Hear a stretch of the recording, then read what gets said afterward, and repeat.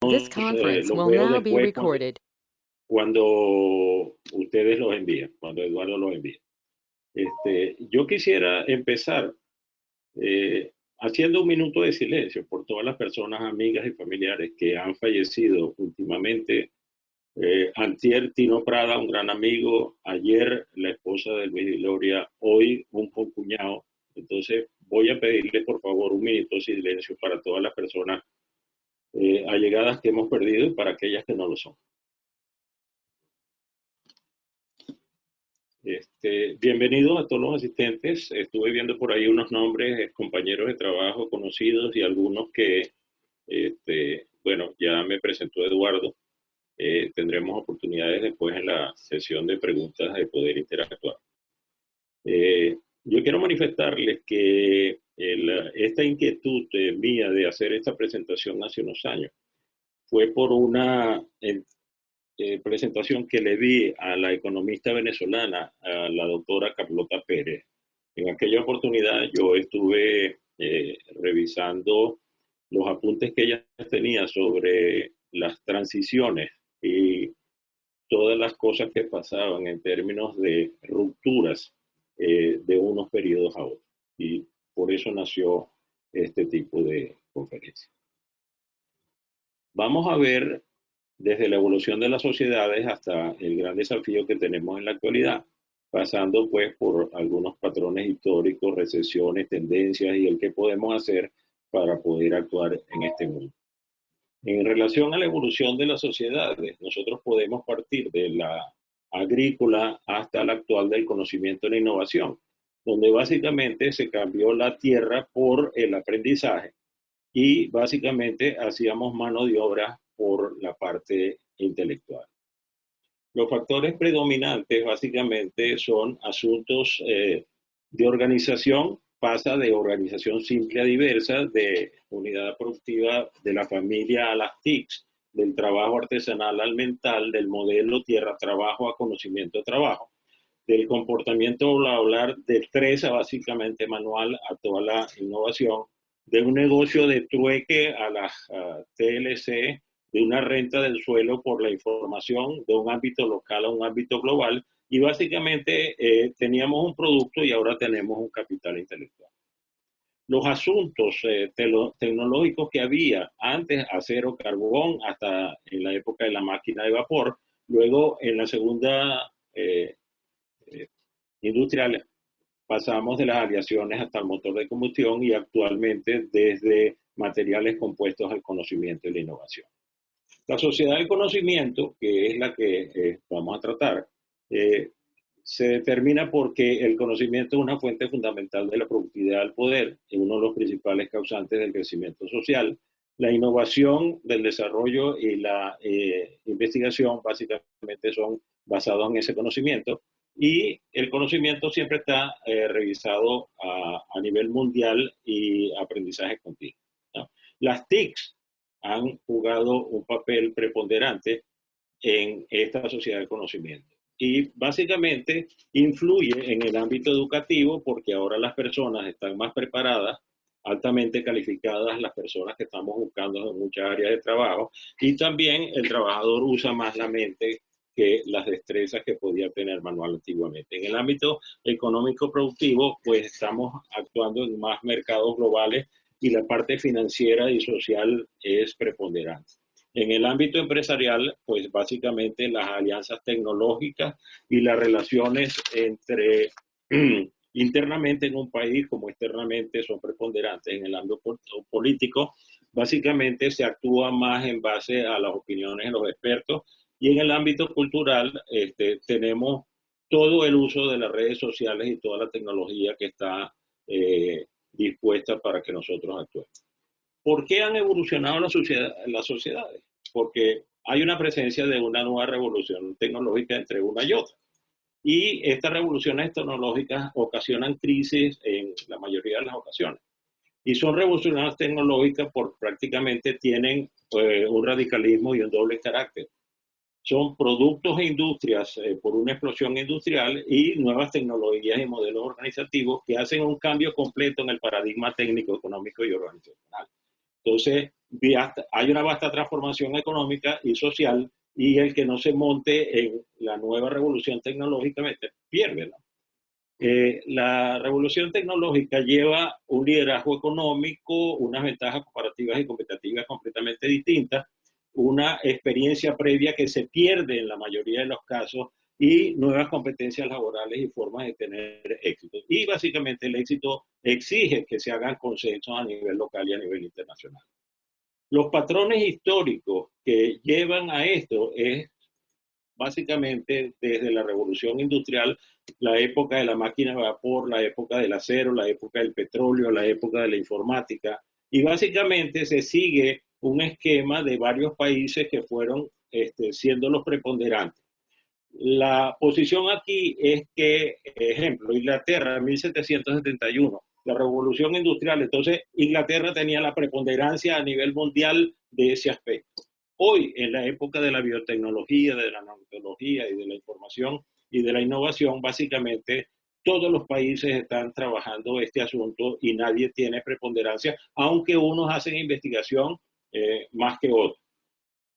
Las revoluciones tecnológicas pasan de la producción en masa a una producción flexible. De la manufactura del valor al conocimiento como valor, de las pirámides cerradas a las redes abiertas, de las rutinas estables a la mejora continua, de los recursos humanos al talento humano. Y aquí básicamente no es cuestión de semántica, sino que antes se tenía el humano como un recurso, ahora se toma como el talento principal de las organizaciones, y las organizaciones son lo que su talento humano es. De proveedores y clientes a socios, de planes fijos a estrategias flexibles, de internacionalización a localización, y lo explicaremos después, y de mercados a niveles a mercados hipersegmentados. Entonces, un cambio completamente total de los años 70 hasta ahora.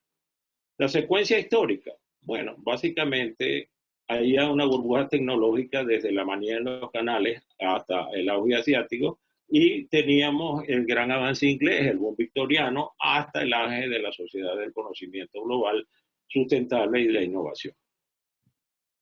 Siempre entre una y otra hay una recesión y se instala un periodo donde de la instalación que teníamos a el despliegue posterior hay un intervalo de relevo de duración. Y básicamente estamos aquí, ¿no? Desde el 2000, prácticamente a finales del 2000, hasta la fecha, producto de algo que ha pasado en la historia, hemos tenido una duración de intervalo mucho mayor que el que supuestamente sucede en estos ámbitos. Y de 20 a 30 a 40 años suceden estas transformaciones tecnológicas. El mundo de los años del 2010 a 2040 no será ni siquiera similar a los 1900 a 2000, y las estrategias exitosas también serán distintas, ¿no? La transición básicamente, las empresas, los países, las personas van a tener que tomar decisiones para montarse en la nueva ola tecnológica con rumbos exitosos, o se van a quedar rezagados.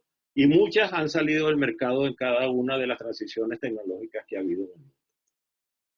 El análisis de la situación actual, si nos paramos un poquito, puede ser de recesión o crecimiento, pero el 91.2% de la economía mundial la manejan 35 naciones, ¿no? Y las 159 restantes, pues básicamente manejan el 8.8% faltante. En ese sentido, Estados Unidos con el 23.32% y China con el 13.9% de la incidencia en el mercado mundial llevan la batuta. Vamos a poner, Colombia tiene 0.54 y similar a muchos países. España básicamente se puede hablar entre el 2 y un 4% para el próximo año, pero está afectada por una serie de condiciones que tiene la legislación española, lo que hace que algunos países que tengan estas incidencias, su influencia no sea tan fuerte en el mundo como para influir en recesiones mayores.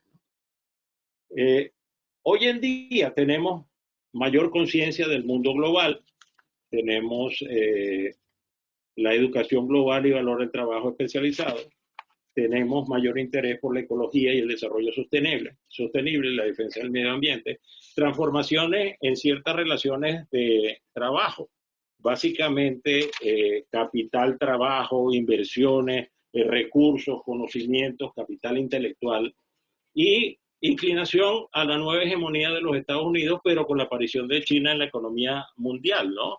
Donde la producción es mucho mayor que Alemania, el doble de Japón, y puede ser muy superior a la suma de muchos países, ¿no? Y sin duda alguna va a haber un desarrollo muy desigual en el mundo, donde se profundiza y se manifiesta con mayor velocidad entre países desarrollados en desarrollo y en el subdesarrollo. Y por último, el desarrollo científico y tecnológico con la llamada sociedad del conocimiento y de la innovación, con toda la parte tecnológica que está soportando estos grandes cambios, pues es sin duda alguna una diferencia abismal en la situación actual. Tenemos un enfrentamiento financiero, climático, energético, tenemos problemas de crecimiento polarizado y las soluciones básicamente van a estar sustentadas o en decisiones estratégicas para montarme en esa nueva ola o en políticas e instrumentos orientadores para que aquellos que se monten en esa ola, bien sea Estado, empresa o personas, puedan tener éxito. Los niveles de decisiones, bueno, van a depender de las políticas nacionales y regionales y van a determinar el rol del despliegue hacia el que yo pueda tener participación en ese conocimiento y innovación. Vamos a analizar algunas recesiones recientes que prácticamente hacen que esto cambie un poco. La crisis del año de 1998, que empezó por una crisis en el sector inmobiliario de los Estados Unidos, básicamente hizo una crisis bancaria por moras y quiebras hipotecarias.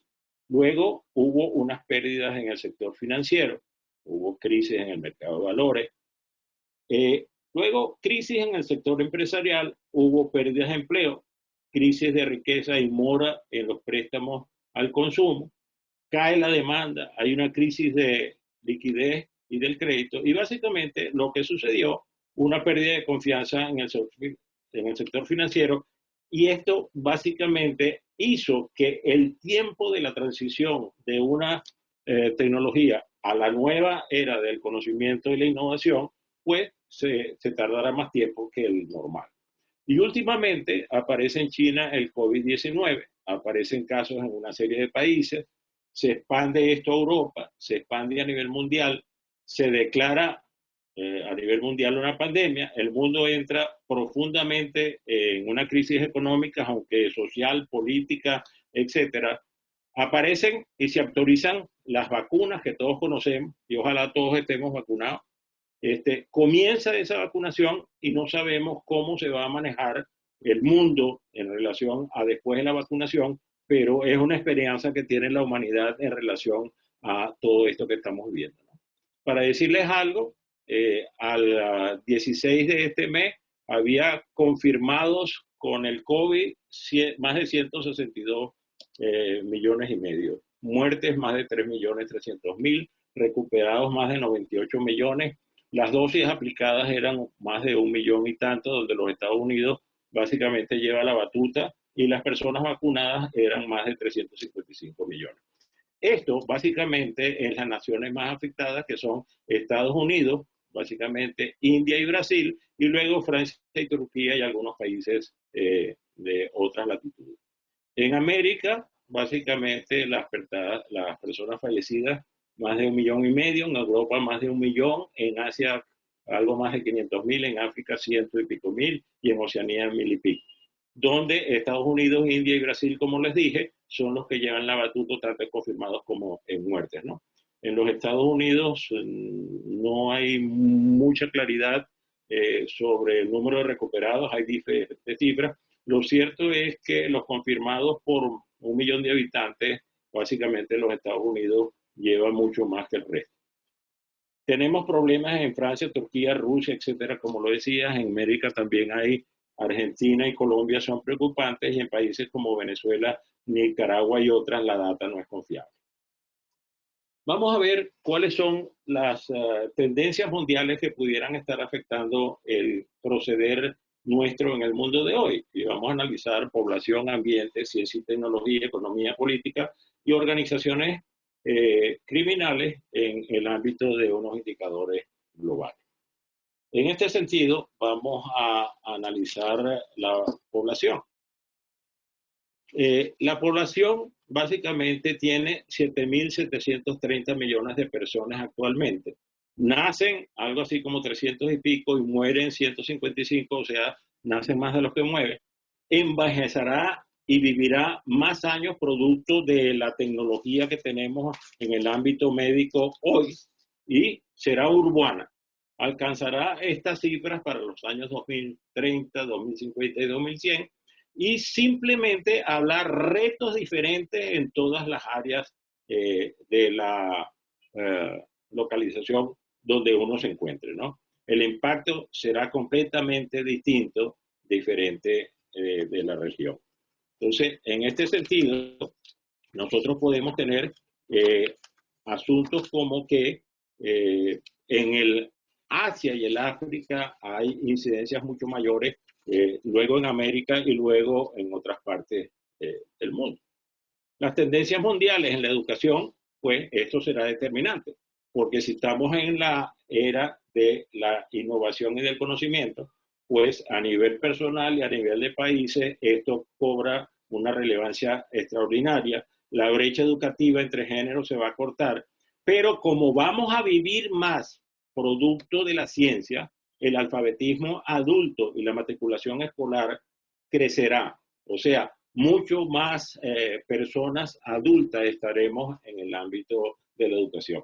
No sé si ustedes conocen un ingeniero colombiano que acaba de ir a Oxford a obtener su grado y el tipo tiene 104 años, ¿no? Hizo un posgrado y presentó su tesis de grado. La matrícula escolar decrecerá en países pobres y serán afectados estos países producto de falta de educación con muchos problemas severos internamente. Tenemos que analizar en estas tendencias poblacionales la pobreza multidimensional y la pobreza multidimensional básicamente lo que toma son tres aspectos, ¿no? Salud, educación y niveles de vida y se mide el índice de pobreza multidimensional tomando en cuenta en cada una de ellas algunos aspectos. Lo importante de esto es que alrededor de 1.300 millones de personas, ¿no? O sea, el 22% de la población vive en una situación de pobreza multidimensional, ¿no? Si vemos la pobreza en comparación de áreas, encontramos que 1.400 millones de personas viven con menos de $1,25 al día y un mayor número vive con menos de $2 al día, lo que hace que eso sea una condición difícil a nivel mundial. Y eso se refleja a nivel de desempleo, donde básicamente áreas como África, Latinoamérica y el Medio Oriente llevan la mayor parte de esto. Crece la inmigración buscando nuevas fuentes de empleo o mejorando la calidad de vida. Hay fuga de cerebros de países a otros y básicamente hay un obstáculo extraordinario en términos del desempleo porque se estima que en la actualidad debe haber un déficit global de 64 millones de puestos de trabajo. Si vamos a los sistemas de salud y pensiones, el reto en países desarrollados, esto es extraordinario. Y cada vez con el incremento de la población, con las dificultades anteriores que hemos analizado, el problema de salud es muy grande. Yo recuerdo que el doctor Edgar Vázquez hizo unas proyecciones en Petróleos de Venezuela sobre los fondos de pensión y llegaba un momento que básicamente eran casi inmanejables, ¿no? Por el volumen. Eso a nivel país, pues es mucho peor. En términos de salud, pues las enfermedades no infecciosas están apareciendo en los países desarrollados, las enfermedades infecciosas vuelven a los no desarrollados y básicamente aspectos que ya no lo teníamos, están tomando el 50% del presupuesto de salud en ciertos países y la esperanza de vida que está incrementando por todo el adelanto médico que tenemos, se está reduciendo en estos países, ¿no? En desafíos al crecimiento, pues en servicios urbanos será desafiante en todas las latitudes. Cada vez nosotros tenemos una sociedad más consumista, no tenemos básicamente la ideología de poder preservar nuestro globo, y eso es básicamente lo que se ve en muchas regiones de países, ¿no? En términos de migración, estamos hablando de que 272 millones de personas son migrantes internacionales y hay alrededor de 20 a 30 millones de migrantes ilegales, que es del 10 al 15% de esa. Desplazados internos, más de 33 millones para el año 2019.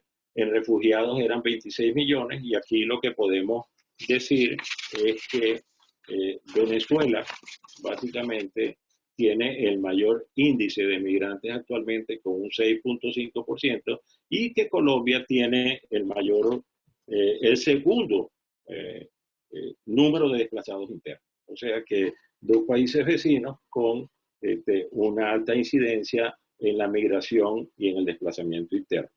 Y todos conocemos cuáles son las razones por esto, ¿no?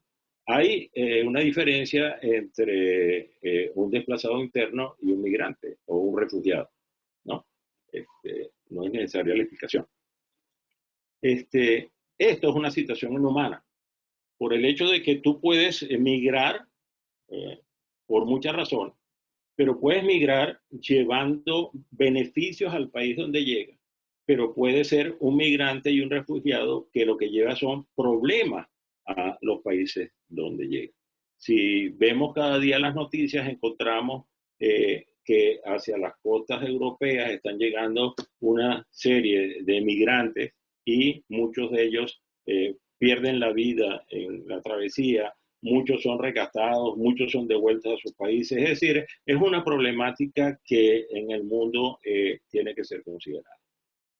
En términos de recursos naturales y medio ambiente, pues analicemos algunas cosas como el alimento, agua, la energía y el calentamiento global que podamos tener para la próxima década.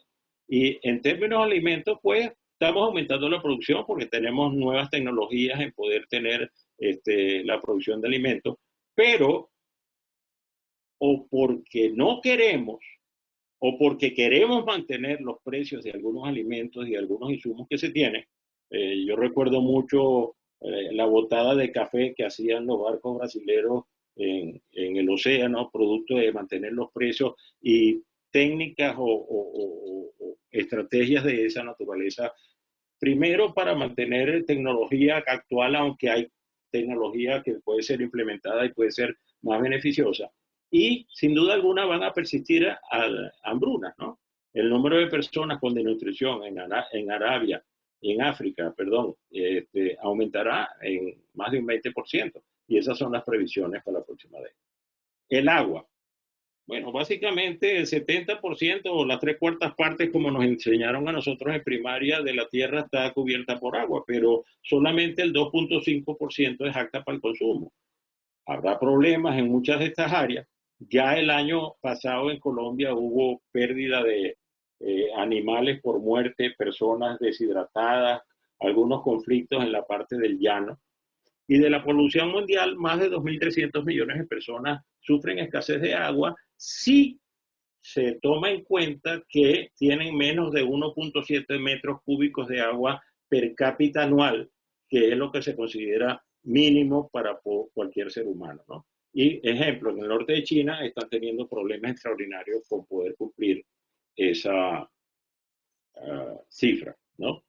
Y simplemente habrá conflictos internacionales por el agua que ya se están presentando.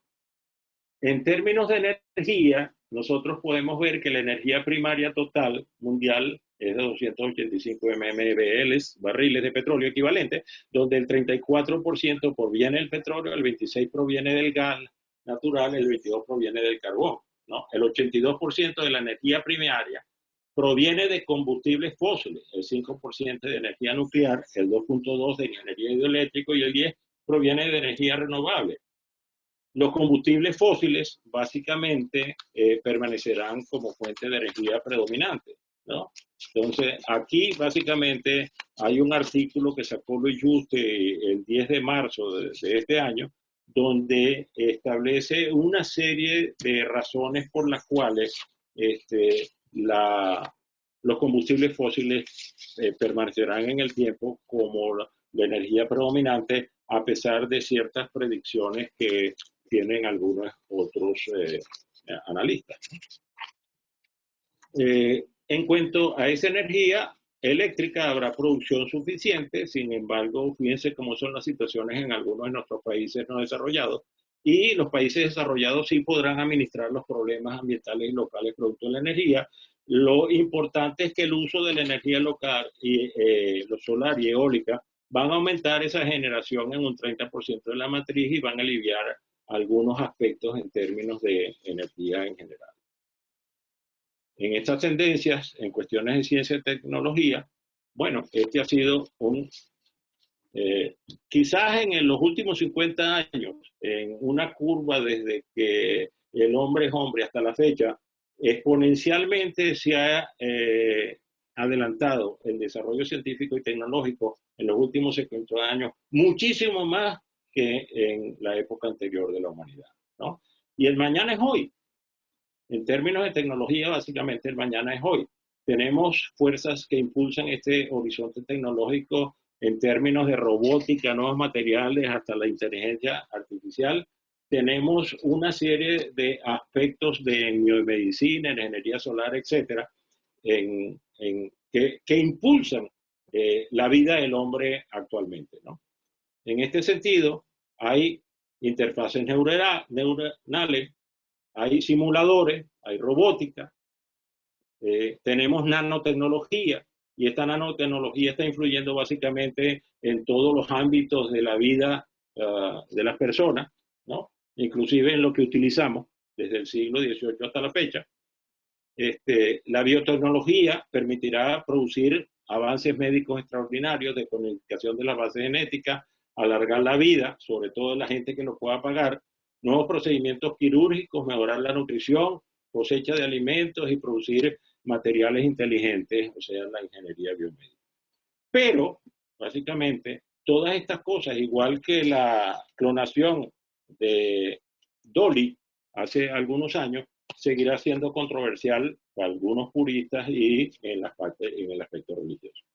Las telecomunicaciones, sin duda alguna, representan una de las mayores transformaciones desde la revolución informática, igual que la tecnología informática, que básicamente hoy nos estamos comunicando precisamente por esta tecnología de la informática, aunque no todos los países podrán beneficiarse de la tecnología. Y algunos países tendrán sus capitales con este tipo de tecnología, pero las regiones apartadas por mucho déficit. Hoy en día, con la pandemia, la educación virtual que están teniendo muchas áreas, se ve de que hay pueblos donde tienen que utilizar un celular, o no pueden los muchachos sino caminar kilómetros para poder ir a un centro donde haya la posibilidad de ir a internet, producto de que no todos los países tienen esta tecnología implantada. En términos de la evolución del hombre, básicamente la ciencia y la tecnología ha jugado un papel preponderante y lo seguirá haciendo. Entonces, algunos indicadores globales en términos de la economía, y si vemos las proyecciones en los próximos años, nosotros encontramos que se marca en la economía mundial una gran brecha económica y se hará más visible la pobreza en algunas áreas. Perdón. Las diferencias regionales seguirán avanzando. En muchas oportunidades los ricos son más ricos, los pobres son más pobres, y en poblaciones la clase media se disminuye, producto no solamente de la situación mundial, sino de la situación particular de cada localidad. Proyecciones. Bueno, tenemos en la economía mundial un año muy malo en el año 2020. Recuperaciones para el 2021 y 2022, alguna recuperación menor en la economía avanzada y un poquito más en los mercados emergentes y de desarrollo. Sin embargo, esto tiene algunas características, que la economía básicamente se recupera, pero se recupera en forma lenta, desigual. Básicamente, las fases de crecimiento son distintas, inclusive por áreas dentro de las mismas regiones, hablo de los 5 continentes, y esto es algo que hay que tratar de ver cómo influye menos la pandemia que estamos viviendo y ojalá que depende también de el ritmo con que nos vacunemos y se pueda llegar al 75% para poder tener una pandemia ya no tan importante. Las perspectivas de la economía mundial en términos de crecimiento por región, pues básicamente los Estados Unidos, la zona del euro, el Oriente Medio y área central, la Asia emergente y desarrollo, que es la que mayor va a tener en el 2021, la América Latina y el Caribe, un promedio de 4.6, y prácticamente África es la que menos, ¿no? Pero aún así, dependiendo del área, no todos los países que pertenecen a un área están creciendo igual. En Latinoamérica es inequitativa y vulnerable. En Europa va a tener que reducir el déficit público. En África va a haber mucho conflicto en este sentido. En Asia el crecimiento es muy desigual y en general pues hay crisis económicas que están recurrentes y el mercado mundial va a crecer, pero para algunos habrá oportunidades dependiendo de si nos montamos en la ola actual o si básicamente nos rezagamos en términos de ello. En términos de política, pues también hay algunos aspectos de gobernabilidad, tanto para explorar y explotar los flujos informativos como controlar los aspectos migratorios que vimos anteriormente y la influencia de los poderes no gubernamentales, donde países con gobernabilidades ineficaces van a tener muchos problemas y van a tener también desplazados internos y van a tener problemas no solo domésticos, sino en su relación con el exterior. Y en general habrá conflictos del flujo de información, enfermedades, cuestiones de migrantes, armas, etcétera, etcétera, y cuestiones ilícitas. En términos de política también la diplomacia será más complicada. Cada día será más difícil controlar la transferencia de tecnología armamentista, aumenta las amenazas derivadas de la producción de armas y destrucción masiva. Y básicamente las organizaciones criminales que también extenderán su escala porque ellos también tienen acceso a toda la tecnología que estamos utilizando para cuestiones positivas para la humanidad, ellos también las tienen a su disposición. Y básicamente sus principales delitos podemos decir que desde el narcotráfico hasta el sicariato manejan inmensas cantidades de dinero. 320.000 millones por narcotráfico, robo de autos solamente 9.000 millones, tráfico humano 31.600, desperdicios tóxicos 20.000, falsificación 250.000 millones. O sea que las cifras son astronómicas y estos pueden comprar gobiernos, comprar personas, hacer cosas que lícitamente no se permiten, ¿no? ¿Qué hacer? Bueno, básicamente lo que se va a tratar de hacer depende de a qué nivel vamos a tener que actuar. A nivel de gobierno, básicamente tenemos la parte interna de los países para implantar políticas que eviten los efectos de la recesión sobre la producción, el empleo, la distribución y los precios, ¿no? Y en ese sentido, básicamente, vamos a tener que ver la parte de la infraestructura, ¿no? A nivel interno.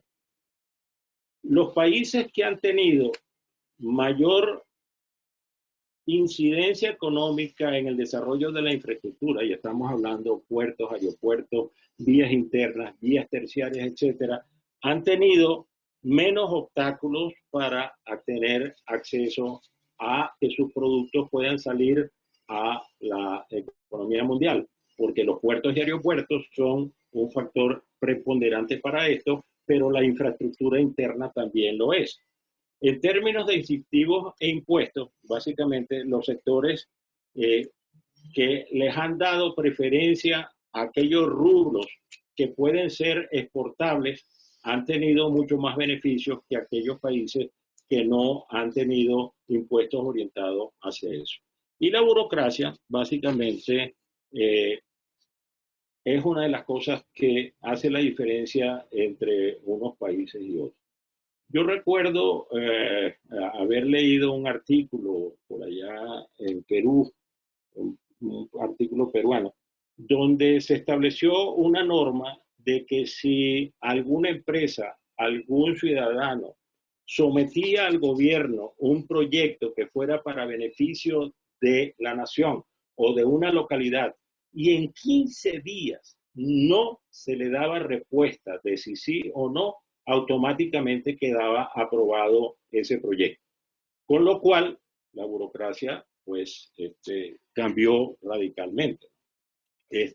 Aunque en nuestros países básicamente la inferencia del Estado por el impuesto a las obras y bueno, la corrupción también que existe influye mucho.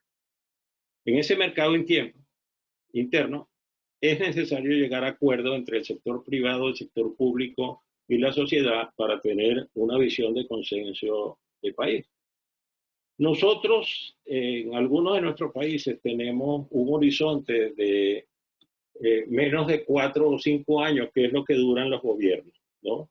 El gobierno que está entrando lo que pretende es ver cómo se sitúa el primer año, echándole las culpas al gobierno anterior, hace algunas cosas durante 2 o 3 años y trata de tapar como el gato, ¿no? Todo lo que hizo para que el próximo que venga, si él no gana las elecciones, no pueda encontrarle los entuertos que pudo haber hecho durante el diferente a los países asiáticos que no importando quién tomara el gobierno, pues planificaron a futuro. Encontramos cosas como en Japón. ¿Se acuerdan aquella planta que se salió de las manos y los japoneses básicamente en menos de un mes tenían controlado porque ellos planifican durante 3 años y actúan rápidamente? Nosotros planificamos en 15 días y pasamos 5 años tratando de hacer la operación serrucho, ¿no? Porque no nos ponemos de acuerdo entre todos, no vemos conceptos y la falta de planificación es una de las características. Para el mercado externo, básicamente tenemos que mirar aspectos como aranceles y aquí les puedo decir cosas como que Colombia tiene unos aranceles que los bajó y básicamente tuvo dificultades con la economía mundial. Perú básicamente bajó los aranceles en el periodo de Alan García y creció bastante entre los años 2012 y 2013. Brasil lo subió y básicamente tuvo un decrecimiento en su economía. En cuanto a estas técnicas de libre comercio, lo que pueden decir algunos expertos es que el comercio abierto mundialmente se considera un fracaso, por lo tanto, las técnicas de los tratados de libre comercio empiezan a jugar un papel preponderante, pero encontramos de que también son un problema. Si hace poquito podemos ver el Tratado de Libre Comercio entre los Estados Unidos, Canadá y México, porque todo depende de quién está manejando de turno esos tratados, ¿no? La inversión, básicamente, la inversión que sea en productos rentables, tanto locales que permitan ir a la localización. Y el comercio, básicamente, van primero los servicios que los bienes manufacturados. Y tienen más valor los aspectos intangibles que los tangibles. Lo cierto es que cuando hay un crecimiento, el beneficio es colectivo, tanto interno como externo. Y hay diferentes formas de desarrollo para el esquema del gobierno en términos de poder tener empresas nacionales en los mercados actuales, clúster y nuevos mercados especializados con empresas e instituciones extranjeras prácticamente participando. Entonces, el esquema de desarrollo con la localización, que lo que significa es tener la parte local puesta al servicio de la parte internacional, no es internacionalización, y traer todas las técnicas y soportes extranjeros o internacionales a mejorar la parte local. Es una simbiosis entre local y lo internacional. Y básicamente hay que aprovechar todos los recursos y toda la tecnología para poder tener estos esquemas de desarrollo, ¿no?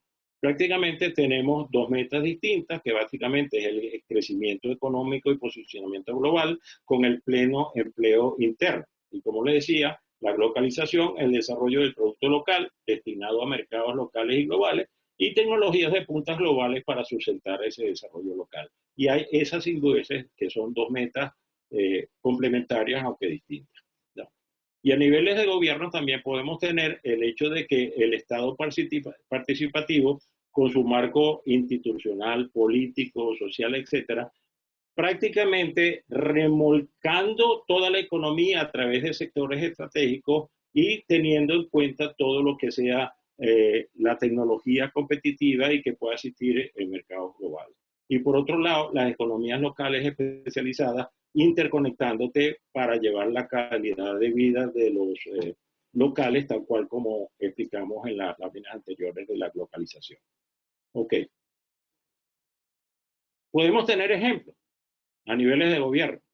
Venezuela, con el crecimiento endógeno, excelente idea de los gobernantes actuales, y están ausentes de la economía mundial y tenemos el desastre económico con la mayor inflación. Colombia ha presentado dudas en cuanto a esa economía y tiene algunos problemas económicos. Como les decía, Perú, en el segundo gobierno de Alan García, inició su entrada a la economía mundial y básicamente tuvo un crecimiento extraordinario. Y lo más importante es China, que aparece en el mercado mundial, como les dije anteriormente, y fue Deng Xiaoping, que hizo la reforma económica que ya venía de algunos 10 años anteriores, y básicamente la consecuencia es que China, 700 millones de habitantes salieron de la pobreza crítica. Entonces, la apertura hacia la economía mundial con la localización, pues trae beneficios internos extraordinarios. ¿Qué podemos hacer a nivel de empresas? Bueno, a nivel de empresas, primero, un alineamiento organizacional de la empresa. Nosotros en CEN Consultores tenemos un esquema donde básicamente se hacen los fundamentos del direccionamiento estratégico, donde está la misión, la visión, los valores y el comportamiento que las personas colaboradoras tienen que tener. Hacemos el modelo de negocio utilizando el Canvas. Básicamente hacemos el análisis de entorno con la matriz DOFA, ¿no? Aunque algunos lo llaman FODA, pero a mí no me gusta que me fodan, prefiero utilizar la DOFA, ¿no? Entonces, se hace el mapa estratégico producto de la análisis DOFA estratégico, buscando aquellos objetivos estratégicos. Luego se hace el mapa de procesos, entre ambos se hacen los objetivos estratégicos y funcionales, se aplica el Balance Scorecard y hacemos la estructura de control, reuniones de seguimiento para que los resultados que se alejan de lo esperado puedan ser reorientados, ¿no? A nivel de empresas, básicamente tenemos asociaciones estratégicas, o sea, comprar, compartir tecnología, inversión en investigación, capital humano y negociaciones de financiamiento cuando no tenemos la parte financiera. En innovación, bueno, básicamente esto es lo que en la era actual, con el conocimiento, está dando los mejores resultados. En términos, perdón,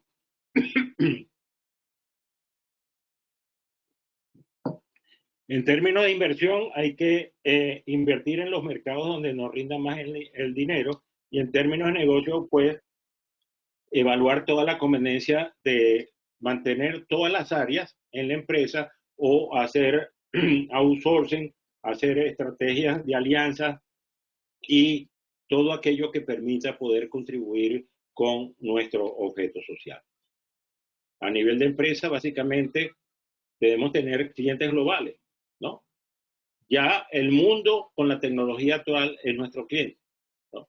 Las comunicaciones nos permiten eso. Los proveedores los podemos tener de cualquier parte del mundo. Hay que meterse en la mente de que no porque yo trabaje desde esta oficina donde estoy y soy pequeño, no puedo hacer negocios a nivel mundial. Mire, aquí hay dos amigas que viajaban a China, amigas de mi señor, que viajaban a China a traer cosas de China para vender aquí en Colombia. Ya no viajan, ya básicamente hicieron tantas relaciones que alquilan unos containers, seleccionan la materia que van a traer y se las mandan acá. Y básicamente desde su casa trabajan. El valor de las ideas es mucho más importante que de la manufactura como tal.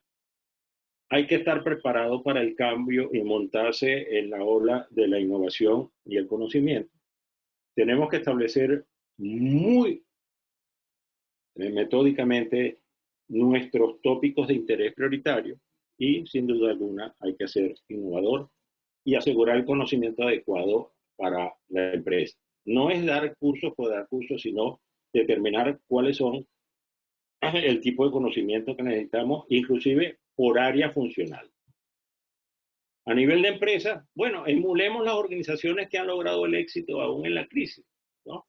Y en ese sentido, el manejo del aprendizaje, el manejo del apalancamiento, el manejo del alineamiento y el manejo de la conectividad. Y si nosotros vemos esos cuatro aspectos, básicamente lo que estamos analizando es el capital intelectual, que tiene que ver con el capital humano. Y vuelvo a repetir que las empresas son lo que el capital humano es.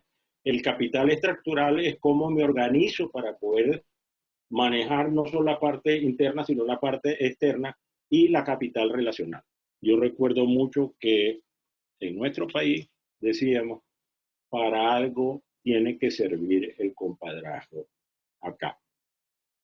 Entonces, emulemos las organizaciones que han tenido éxito y básicamente esta emulación lo que se nos lleva es a el Balance Scorecard, simplemente las cuatro perspectivas del Balance Scorecard, que es el capital humano con el aprendizaje y la innovación, el capital estructural para poder tener una estructura interna adecuada a todos los requerimientos que tenemos nosotros con nuestra misión y nuestra visión, los objetivos planteados para poder tener éxito. El capital relacional con el cliente, ¿no? Más hoy en día la satisfacción del cliente que el poder vender bueno, bonito y barato y la retención del cliente. O sea, tener una relación donde el cliente sea leal a largo plazo más que hacer ventas específicas, por muy buenas cosas. Y la parte financiera es ver el retorno a la inversión y poder tener perspectivas o de crecimiento o de optimización o de retorno a la inversión. Y básicamente con el Balance Scorecard puesto a la etapa anterior explicada, pues nosotros vamos a salir adelante de la empresa. A nivel de empresa, pues los activos intangibles y los activos son los más importantes.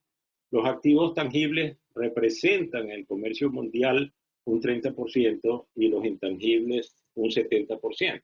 Ok. Características invisibles, difíciles de medir, no reflejados en la contabilidad, etcétera, etcétera, etcétera. Entonces, pero analicemos empresas de tecnología, tomemos a la Mac, a la Apple. ¿Cuánto pueden costar todas las instalaciones que tienen y aquellos aspectos tangibles que tienen la Mac? Muchísimo dinero. Pero ¿cuánto cuesta la tecnología que ellos tienen, ¿no? Los adelantos, la investigación que hace para poder para poner todos los productos, digo Mac, puede ser cualquier otro, en el mercado? Bueno, las ventajas competitivas para el éxito hoy en día son más de naturaleza intangible que de naturaleza tangible. Y podemos tener a nivel de empresas muchas diferentes formas de redes locales, como ser a lo largo de una cadena de valor uno de los integrantes de esa cadena de valor. Podemos estar alrededor de una gran empresa, ¿no? Y poder tener outsourcing. Aquí la maquila también un esquema de poder trabajar con múltiples empresas o con múltiples personas alrededor de un gran centro de producción o un clúster, ¿no? Prácticamente la co-competencia. coopero y compito. Coopero en poder sacar una vacuna contra el cáncer, pero compito después en la venta y la distribución de esa vacuna. Pero eso lo podemos saber hacer a través de clúster empresarial. Y a nivel personal, básicamente lo que tenemos que tener es un proyecto de vida. Este proyecto de vida, básicamente, yo lo considero que el proyecto más importante de mi vida es mi proyecto de vida. Y mi proyecto de vida está formado por lo que yo creo, mi propósito de vida, y eso hay que buscarlo, lo que yo deseo y cuáles son los de sueños, mis sueños dentro de ese propósito de vida, cuáles son la dimensión de los objetivos y la orientación de los objetivos que yo me planteo para cada una de las áreas, porque el hombre no es unidimensional, el hombre tiene diferentes dimensiones en términos de lo espiritual, lo mental, lo físico, lo relacional, lo laboral, etcétera, y tengo que tener objetivos congruentes, porque si yo manejo 5 perros y cada uno sale para un lado distinto, yo me voy a enredar. Esos son los objetivos que no están acoplados. Pero si tengo 5 perros adiestraditos que van todos caminando en la misma dirección, que son los objetivos alineados e integrados, pues yo voy a tener mi misión y mi visión prácticamente no garantizada, porque tengo que ponerle la acción para poder tener un plan de acción que me pueda llevar a cumplir con los propósitos de vida y los objetivos planteados. El gran desafío que tenemos es pasar de la sociedad industrial a la sociedad del conocimiento, de la sociedad presencial a la sociedad virtual, y lo estamos viviendo, y lo que estamos haciendo hoy es parte de esto, de la utilidad y servicio en relación al cliente, ¿no? De la responsabilidad social en relación a la comunidad, ¿no?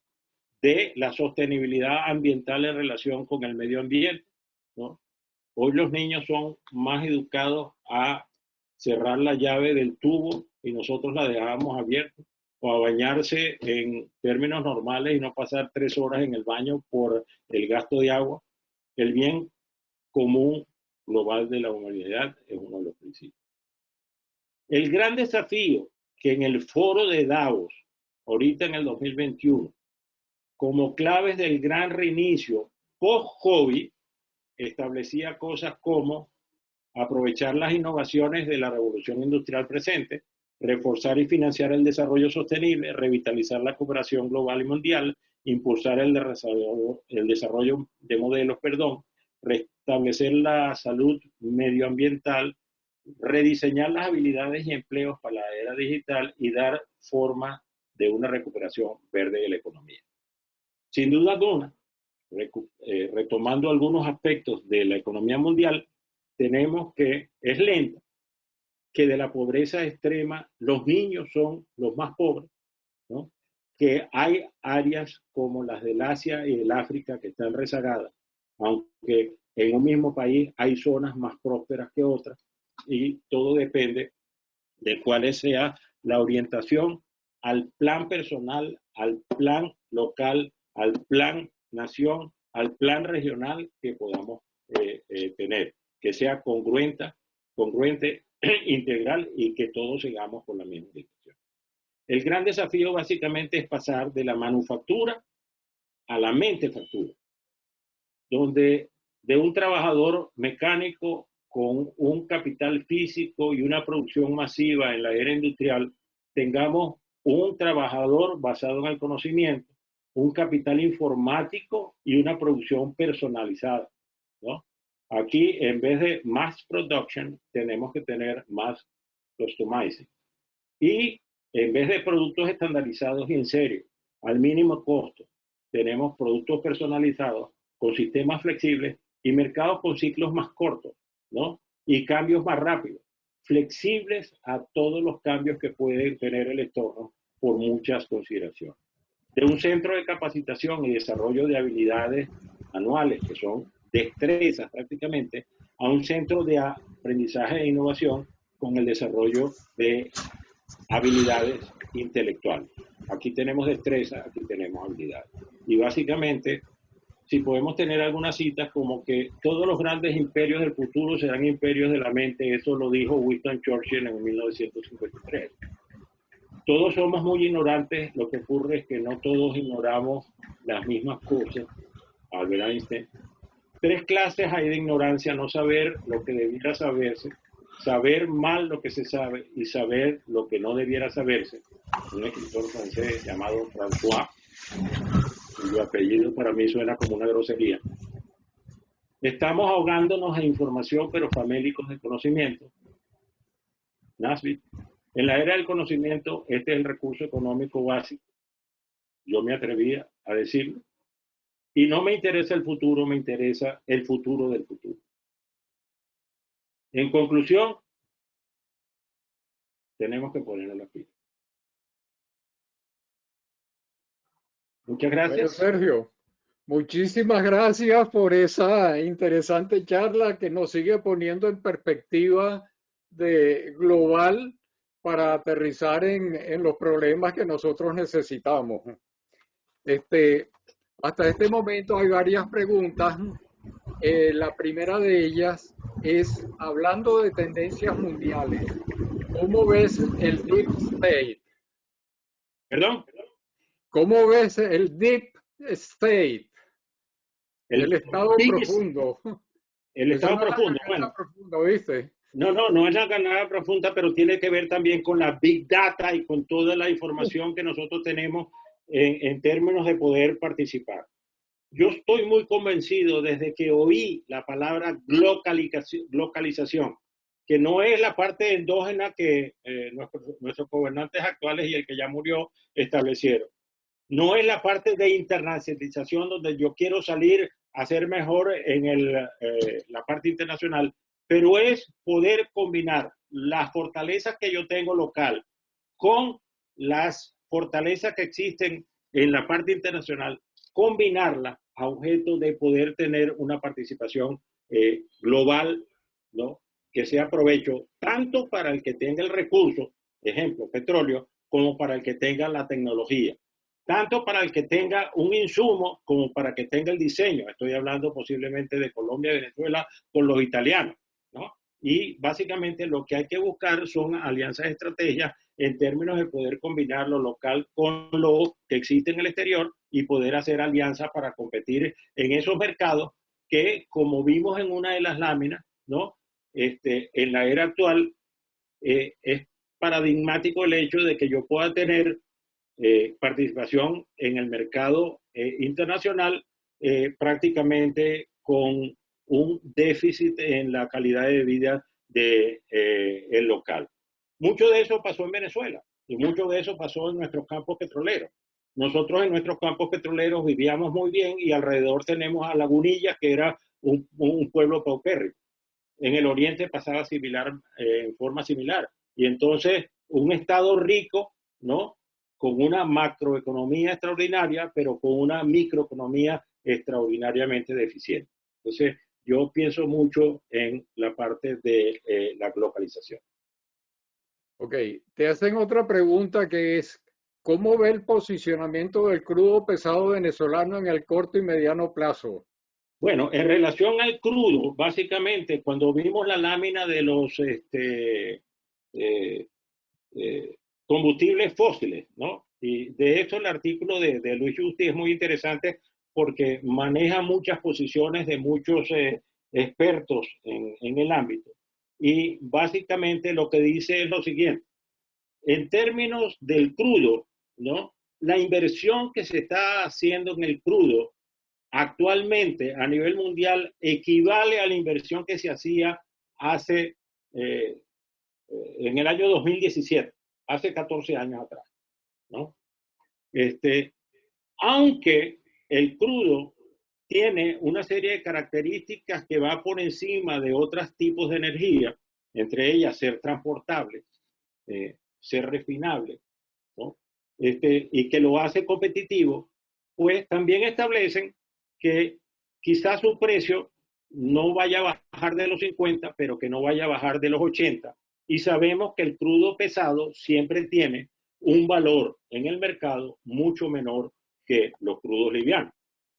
Entonces, ya no es cuestión de que sea el crudo pesado venezolano, sino que cualquier crudo pesado mundial va a tener menor posibilidad de ser vendido, a menos que sea para cuestiones específicas como el asfalto, sustitución del carbón o cualquier cosa, vamos a tener mucho más ventajas con la venta de crudos livianos que con crudos pesados. Por lo tanto, yo tengo mi reticencia en términos de los crudos pesados a nivel mundial, no solamente de los crudos venezolanos. Ok, la siguiente pregunta es, ¿cómo ves el rol de los baby boomers profesionales del 58 a 75 años de edad en el futuro ante el gran desafío? Hasta ahora, muchos son excluidos por considerarlos viejos. Sí. Bueno, básicamente nosotros deberíamos, porque los valores están cambiados, ¿no? Un científico puede ganar lo que Messi se gana, él se puede ganar en una hora lo que Messi se gana, el científico en un año o un par de años, lo que Messi se gana en una hora, ¿no? Entonces los valores prácticamente están cambiados entre lo que puede ser el impulso de la ciencia, la investigación, las tecnologías que nos permiten vivir mejor, con simplemente con aquellos aspectos artísticos, deportivos, que lo que hacen es generar dinero, ¿no? Pero a lo mejor hasta te echan a perder la vida, porque la droga genera mucha dinero, pero te destruye, ¿no? Entonces, deberíamos ir a los tiempos antiguos, donde el consorcio de los sabios básicamente estaba formado por gente mayor de edad, ¿no? Y hoy en día hay ciertos mercados donde básicamente la edad cuenta en algunos factores a favor y en otros factores en contra, ¿no? Entonces, todo depende de cuál es la situación y qué quieras tener de esa persona. Aunque sí es verdad y comparto que en nuestros países latinoamericanos, básicamente un individuo de 50 años ya es viejo, ¿no? Y en otros países, básicamente un individuo del promedio de la edad de los que estamos hoy en esta audiencia, puede ser considerado como útil para muchas cosas. Ok, te hacen otra pregunta que es, ¿con el crecimiento de los carros eléctricos afecta directamente a los crudos livianos y los pesados son necesarios para la fabricación de vehículos? ¿Cómo ve esa relación en los próximos tiempos? Bueno, lo que pasa es que en la parte de energía, ¿no? Así como hablábamos de energía eólica, etcétera, solar, ¿no? La parte de los vehículos eléctricos, ¿no? También influye, ¿no? En términos de restarle posibilidad a los derivados del crudo. Hay una condición en este sentido de que son los precios, ¿no? Si tú traes para estas regiones suramericanas o para algunas regiones asiáticas, prácticamente va a ser imposible que un individuo de clase media o baja pueda comprarse un vehículo eléctrico en relación a los precios que podemos tener hoy, ¿no? Segundo, también depende del uso, porque si yo lo quiero usar simplemente para mi vida cotidiana, está bien. Si lo uso a lo mejor para una finca o para carreras en la Fórmula de 1, hoy en día no los voy a poder tener. Entonces, todo depende también que lo utilicemos. Pero sin duda alguna, la parte de vehículos eléctricos influye en parte, aunque considero que no mucho, por la generación de energía en términos de la utilización de la energía producto de los fósiles. Ok, con esto se cierran las preguntas, no hay más preguntas en el chat. Está anotado en el derecho de palabra ahora Carlos Sánchez. Sergio, realmente te felicito, muy buena presentación, muy completa y que abre un poco la mente, ¿no? Pero me surge una pregunta. ¿Cuál es tu visión de la educación en Latinoamérica? ¿Realmente se ve tendencia, orientación a esta nueva realidad o hay que hacer profundas modificaciones a la educación? Yo pienso que hay que hacer profundas modificaciones y sobre todo en el área rural, ¿no? En el área rural, básicamente, a ti te da clase una maestra que enseñó a la hija y la hija se convirtió en maestra y básicamente están enseñando lo que la abuela aprendió. Y aquí me hace recordar el hecho de que en un concurso gastronómico, un lomo ganó el concurso, pero estaba cortado en las puntas. Entonces le preguntaron que por qué estaba cortado en las puntas. Y entonces le dijeron, no sé, así me lo enseñó a hacer mi mamá. Y entonces le preguntaron a la mamá y me dijo, no, así me lo enseñó a hacer mi mamá. Le preguntaron a la abuela y le dijo, es que yo tenía un envase tan pequeño que tenía que cortarle las puntas para poderlo asar, ¿no? Entonces, básicamente, enseño lo que sé, esté bien o esté mal, ¿no? Y por otro lado, muchas veces el recién graduado de la universidad, que fue un buen prospecto de estudiante, empieza a dar clases y no tiene experiencia absoluta en el trabajo, ¿no?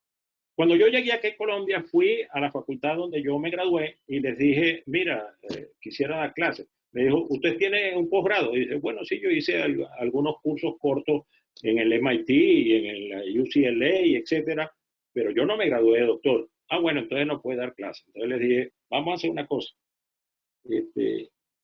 ¿Quién de ustedes ha manejado? Había 4, entre ellos el decano.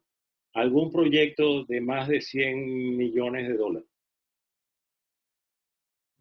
Bueno, no. Bueno, yo puedo transferirle a mis estudiantes un proyecto de 2.6 billones de dólares que se estableció en Venezuela, del PARC, donde yo estuve trabajando en la coordinación durante los años 94 a 96 como coordinador entre el personal del proyecto y el personal de la refinería. Entonces, yo no solamente puedo decir cómo se hace un proyecto, sino puedo dar, ¿no?, la vivencia de un proyecto de 2.5 billones con una serie de características en términos de seguridad industrial, en términos de integración, en términos, etcétera, etcétera.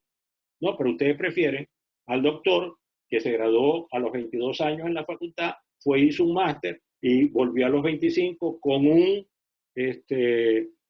posgrado y, como dicen en los Estados Unidos, ¿qué quiere decir MS? No es Master of Science, sino more shit, ¿no? Me la aprendí, me la repetí y la empiezo a repetir y no tengo ninguna práctica para poder utilizarla. Entonces, yo creo que hay que hacer una transformación profunda, ¿no? Y también hay que aplicar lo que aplicamos en la industria petrolera, la meritocracia, para poder optar a los cargos en todas las etapas de la educación. Se invierten diferentes cantidades en la educación primaria, secundaria y universitaria, y esa correlación va a tener que ser revisada. Tiene la palabra María Ángela Capelo. ¿Qué tal, Sergio? Quería, primero de todo, felicitarte por tu presentación. Me gusta mucho tu punto de vista. Y quería preguntarte respecto a cómo visualizas tú la incorporación de los Gensers, de la generación Z, de los nuevos profesionales que valoran, digamos, otra serie de cosas, quieren una figuración inmediata, digamos, son más que nativos, están inmersos en la parte tecnológica. ¿Tienes algunos comentarios? Bueno, mira, todo eso tiene sus aspectos positivos y sus aspectos negativos, ¿no? Nosotros pensamos que toda situación anterior fuera mejor. Siempre los jóvenes fuimos reaccionarios ante la generación anterior. Yo creo que hay cosas y valores que tenían nuestros abuelos, nuestros padres, nosotros y los que vienen detrás de nosotros, que son importantísimos aplicar. Pero hay cosas negativas también, ¿no? Y quizás vamos a poner un ejemplo, la comida rápida. La comida rápida se lleva también a que tengo que hacerme millonario hoy, aunque sea robando, aunque sea estafando. Entonces voy en contra de ciertos valores que tenían nuestros abuelos. Si no me firmas y no me notarías una cosa, te llevo por encima, mientras que la palabra anteriormente valía y era una cuestión de honor. Entonces hay valores y hay posiciones buenas y hay cosas que no son tan buenas, ¿no? todo depende del análisis. Ahora, estar tecnológicamente mejor preparado, poder participar en equipos en el término de la toma de decisiones, etcétera, etcétera. En la época actual del conocimiento y la innovación, sin duda alguna, esas personas tienen un valor extraordinario.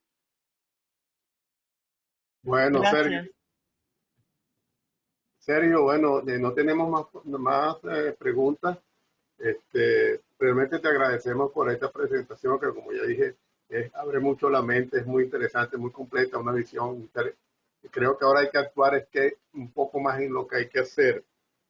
Te agradecemos la presentación a los asistentes y con esto cerramos la charla formal y abrimos la sobremesa. Carlos, habla Jorge Sajía. Permíteme hacerle una pregunta a Sergio. Lo hace que dijo Sergio sobre la vigencia de los hidrocarburos dentro del cuadro energético mundial, mucho más allá que lo que se predicen muchos expertos, pues. Esa es la pregunta que quiero hacer. Adelante, Sergio. Bueno, básicamente, búscate lo que Luis Justi en y si me manda... No, estoy oyendo una conferencia. Ok, le dices a Eduardo que te dé mi correo y yo te mando el artículo y al que le interesa se los mando porque básicamente me llegó y me lo leí donde él establece una serie de fundamentos de muchos autores que establecen de que la energía por los fósiles va a durar muchísimo más tiempo que en la actualidad, ¿no? Pudiéramos manejar algunas cosas de esos términos, pero prefiero mandarte el artículo o mandárselos a disponibilidad de Eduardo a objeto de que lo pueda distribuir. Sí, yo creo que se lo puede enviar a Eduardo y Eduardo lo distribuye al grupo, ¿no? Ok. Bueno, pues, ¿alguna pregunta adicional, Jorge? Entonces, bueno, de nuevo cerramos la charla formal, abrimos la sobremesa.